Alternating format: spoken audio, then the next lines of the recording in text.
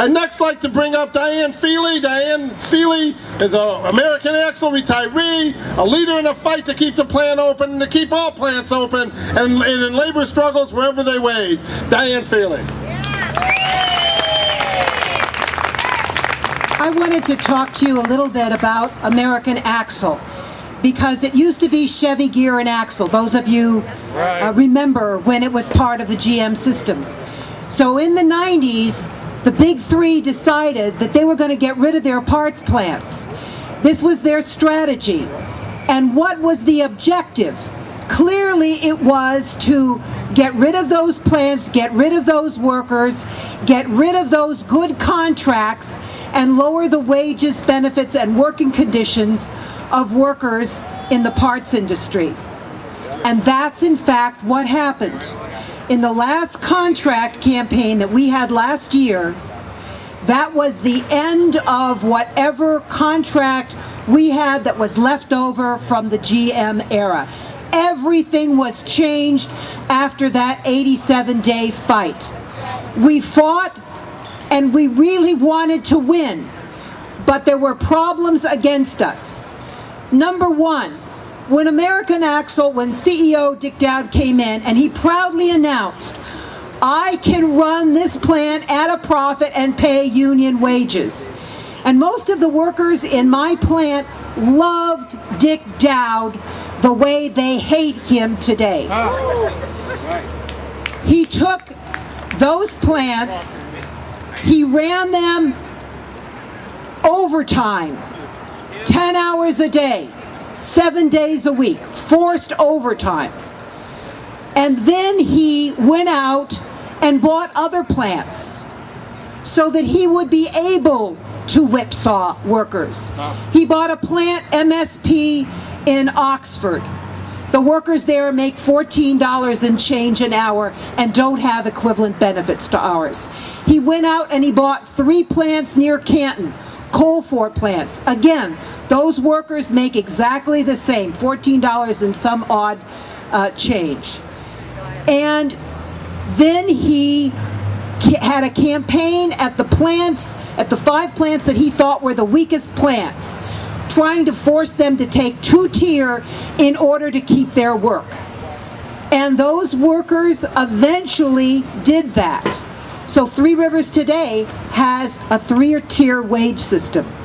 It wasn't something that they wanted, but they felt so weak, so vulnerable, and frankly, the UAW didn't do a very good job of standing with them, but advised them to take those concessions in order to keep the work.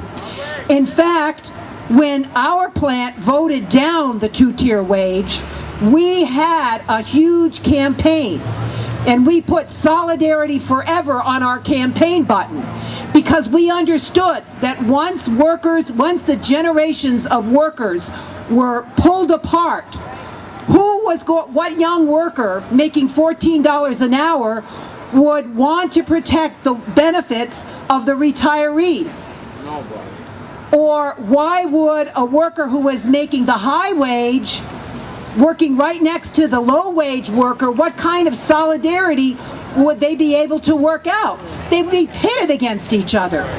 So we had discussions in our plant, we had a campaign in our plant, and we voted it down. We were the only one in the system. All the others were convinced by the leadership, the union leadership, that they should support that concession. And they looked down on us. They said, oh, well, in Detroit, you guys are always going to have a work, so it's okay for you. They looked down on us for being militant. When I retired 4 years ago, there were 2,000 people working in my plant. After layoff, there'll be 211. Wow. At So $14 an hour. at $14 and $16 an hour, that's right. Now, where did the work go? Mexico. It went to all different kinds of places. But that's not the only problem. If we only think about making cars, we're stuck, because internationally we can make 93 million vehicles a year. Does the world need 93 million vehicles a year? I would suggest we don't even need 93 million green vehicles a year. What else can these plants be used for? Well, one thing that's missing is mass transit.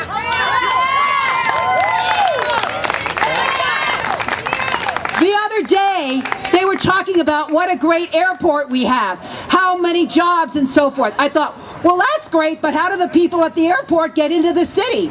If you take a city bus, it takes 2.5 hours, and you have to be sure to get there before the last bus leaves at 5 o'clock. Well, a lot of cities around the country are in more or less the situation that we are in. So here is a huge need. Let's convert these factories into making buses, light rail, transit, and let's not stop there. We're at the Great Lakes. What do we need? We need energy. Let's make wind turbines, water turbines, solar energy. We're at a natural advantage for that. We can be the arsenal of the new transportation and energy industry. There are lots of jobs that we can have. There are lots of plants that should be open. But if we don't fight for them, they are not going to be good jobs at union wages. So it does require a fight. What we are doing today is saying the alternative that the corporations are presenting down in the Rensen is an alternative for more plants closings, more layoffs, more lean production, more workers hurt and killed on the job. This is not the kind of future that we want. What do we suggest? Well, we suggest the good jobs that I've already outlined. We also suggest single-payer health care. Yeah. Let's decouple where you work and where you get your care. This is a backward system, and no other industrialized country in the world has it. Let's make sure that the union movement not only fights for what we need, but for all the people who live and reside in this country need. Single-payer health care. Yeah. HR 676. Don't let them confuse you when they talk about universal when they're talking about the insurance companies. We need a single-payer plan. Yep. Right. The other thing that we need is pensions. I'm standing here, I'm a legacy cost. Why am I a legacy cost? Because I didn't die soon enough. Right? I retired and I didn't die within 6 months.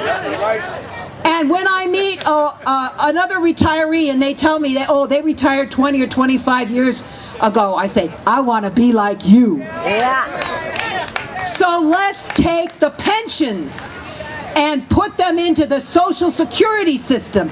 Let's build a Social Security system that everyone can have access to and that is a living wage, a living retiree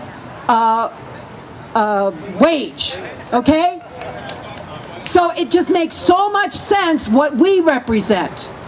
We don't represent the past, we represent the future. We're not just saying keep our plants open because we like to work, we're also saying keep our plants open because we know as working people that our society has lots of needs that we in this manufacturing base can really provide.